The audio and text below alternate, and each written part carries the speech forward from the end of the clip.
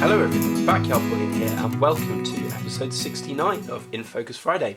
So as you can probably hear guys, I have absolutely no voice at the moment. I was given the wonderful gift of man flu for Christmas, which apparently is the gift that keeps on giving. So I will try and do my best to get through this video, and I do apologise for my voice in advance. Last week we had a look at the Rwandan dog, really cool dog, very nice coin. I really do like that Rwandan series, and I think it's going to look really good when we have the full set of 12. But this week, the winner of last week's vote was the Santa Maria Nautical Ounce, so we're going to have a look at that. But thank you very much for voting if you did.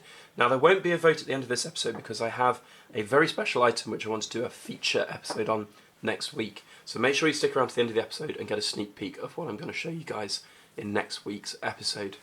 So, the Santa Maria is the one that we're going to have a look at today. Now, I've got two out on the table here, and that's because similarly with the Rwandan lunar coins, you'll notice that the plastic kind of shows a little bit of a bubbled effect or a kind of textured effect on the back of the coins here.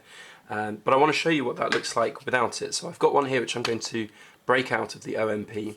Now, do this at your own risk, guys, because it's not for everybody to take them out of the OMPs. That you will obviously be exposing it to the elements. You might get milk spots damage, etc, etc. I'm going to pop this one in a capsule after I'm done with it, but I wanted to do this to show you guys exactly what it looks like out of the plastic, so it's all nice and clean and fresh for you. So here is the design. Now, I have featured the Santa Maria design before because I picked up the gold one, and here is the gold one next to the silver one. In fact, let's zoom out a little bit and then we can get them both in frame at once. So now what strikes me about the silver one is that it's actually pretty much the same size, if not marginally smaller than the gold one, which kind of shows you exactly how thin the kind of gold nautical ounce is. And I hope you guys can appreciate that from the side-on view there. Really very thin coin for the gold. But here we are with the silver, and this is the one that I wanted to show you guys. So we have the two, I say versions, but they're the same coin, just looking different with the plastic. Personally, I prefer it outside of the plastic. I think the bubbled effect on the plastic is very nice, but it's not how the coin was sort of designed. It's not how the coin was meant to be designed, and it doesn't really lend itself to sort of seeing all the intricate details quite as much.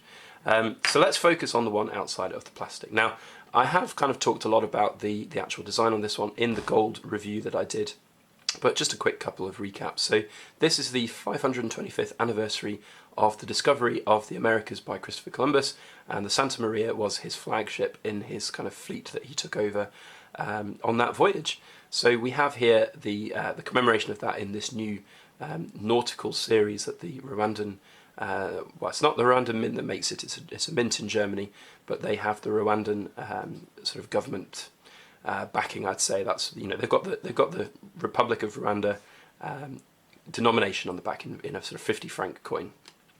But yeah, so it's going to be a new series. We don't exactly know how many of these are going to be made. The mintage is as yet undeclared. What we do know is that they will only be minted up until March 2018. And presumably they'll be sort of minted to demand. So if there's a huge run on these, huge demand on these by customers from various dealers, I'm sure that some dealers will be ordering some more and they'll be minted to order. But they have proved to be very, very popular already. Lots of people are very, very happy with this design. I think it's gorgeous. I do think that the way that the ship is framed in that coin with the sort of water effect at the bottom just looks fantastic. And the compass there has some exquisite detail. Really does look great. Even a sort of nautical theme at the top there with the sextant and the telescope looks fantastic as well. So yeah, that's the coin. I think it's a good one. It's got a lot of premium. It's not going to be the cheapest silver coin that you buy, but I think that's probably why it's proving to be. It's got a premium because it's proving to be so popular, and that's always a good thing for a coin. Whether it'll hold its premium long term, who knows? It is the first in a series, so that's always a Brucey bonus if you can get in early in a series. We've seen with the gold version that there was, there's 100 of these gold ones made. So whether or not that will continue in the low mintages for the gold ones, only time will tell. But the silver ones themselves are very good. If you like the gold one, if you loved the gold one when I showed it last time, and you wanted to get hold of one, you'd be quite hard pressed to get hold of these because they've shot up in price now. But the silver one is definitely one to grab hold of if you are a fan of this coin. So there we go. That is the Santa Maria silver nautical 1 ounce coin. Do let me know your thoughts on it as a coin, as a design, as a kind of collectible. I think it's great. I think it's one for the future, and it's one of the new series which I'm looking forward to, that I'm going to collect sort of well into the future. Hopefully, I think it's one a year. I think there's someone's mentioned that there's going to be 10 coins in the series, but I don't know about that. So if anybody knows the particulars, please do feel free to correct me in this video.